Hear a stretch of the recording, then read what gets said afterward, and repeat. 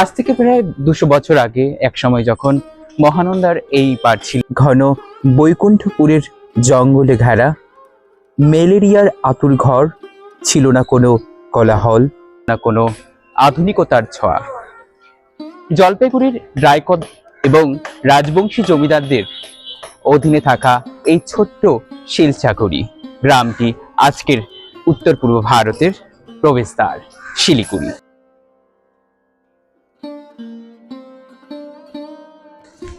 আর এই রূপান্তরের নৈপথ্যে যে জাদুকর লুকিয়েছিল, আজ আমি দাঁড়িয়ে আছি তার বুকে। এটি শিলিগুড়ি টাউন স্টেশন।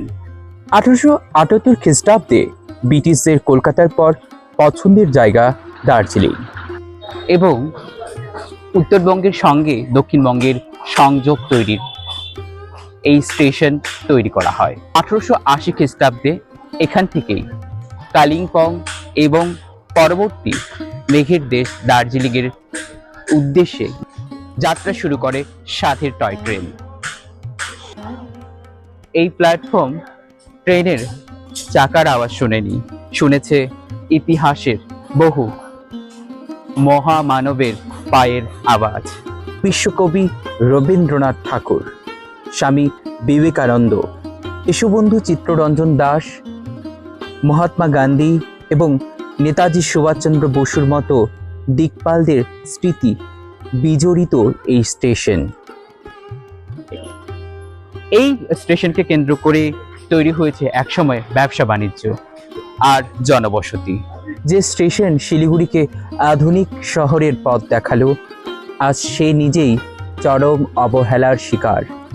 ইতিহাসের এই নীরব সাক্ষী আজ যেন এক পরিত্যক্ত ভাঙার। কোথাও মদের আসর, কোথাও বাথরুমের দুর্গন্ধ, কোথাও বাজারের আবর্জনায় ঢেকে গেছে এর হেরিটেজ তকমা। যে স্টেশনকে আমাদের মাথায় করে রাখার কথা ছিল, প্রশাসনের উদাসীনতা আর আমাদের নাগরিক চেতনার অভাবে তা আজ ঢুকছে।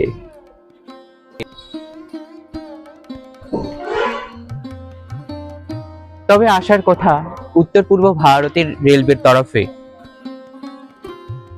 এই স্টেশনটিকে নতুন রূপ দেওয়ার জন্য সম্প্রসারণের কাজ শুরু করেছে। কিন্তু শুধু পরিকাঠামো উন্নয়ন কি যথেষ্ট? ইতিহাসকে বাঁচিয়ে রাখার দায়িত্ব আমাদের সবার।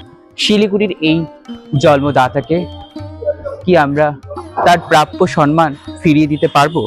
ইতিহাস না বাঁচলে শহরের অস্তিত্ব বাঁচবে না। ভিডিওটি ভালো লাগলে অবশ্যই শেয়ার করে দিবেন এবং দেখা হচ্ছে নতুন আরেকটি ভিডিওতে। আপাতত নমস্কার।